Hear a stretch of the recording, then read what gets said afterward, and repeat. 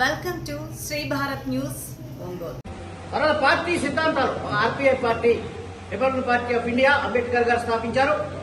ఆయన మనవడు సొంత మనవడు జాతీయ అధ్యక్షుడిగా ఉన్నారు. ఈ రిపబ్లికన్ పార్టీ ఆఫ్ ఇండియా 14 రాష్ట్రాల్లో శాఖలున్నాయి. కాబట్టి మొన్న జరిగిన ముంబై ఎన్నికల్లో కూడా మరి 30 సీట్లు ముంబై ఎన్నికల్లో కూడా గెలవడం జరిగింది.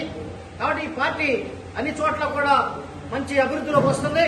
ఇప్పుడు ఆంధ్రప్రదేశ్ లో కూడా ఇది చాలా రోజు రోజుకి బలోపేతం అవుతుంది.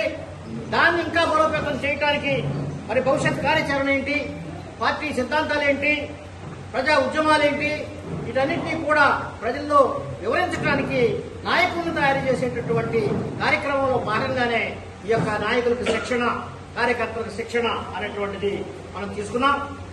యువతకి కార్యకర్తలకి వాళ్ళలో నాయకత్వం పెంపొందించాలి. నాయకుడు ఎలా ఉండాలి, నాయకత్వ లక్షణాలు ఎలా ఉండాలి, వాళ్ళ క్రమశిక్షణ, వాళ్ళ ధైర్యం, వాళ్ళ యొక్క వాగ్దాటి, వాళ్ళకున్న నాలెడ్జి ఎలా పెంపొందించాలి, మరి ప్రజా సమస్యల మీద పోరాటం చేయాలంటే కావాల్సినటువంటి లక్షణాలేంటి నాయకుడికి అనేటటువంటి కొన్ని సిద్ధాంతాలని మనం ఇక్కడ తెలుసుకుంటాం. మరి రాజకీయ మార్పు ఎలా తీసుకురావాలి, అలాగే ఆర్థికమైన మార్పుని ఎలా పొందాలి అనేటువంటి ఒక ఉద్దేశంతో ఏర్పాటు చేసినటువంటి ఈ యొక్క రాజకీయ శిక్షణ తరగతుల్లో ప్రతి ఒక్కరు భాగస్వామ్యం కావాలని కోరుకుంటూ జై భీమ్.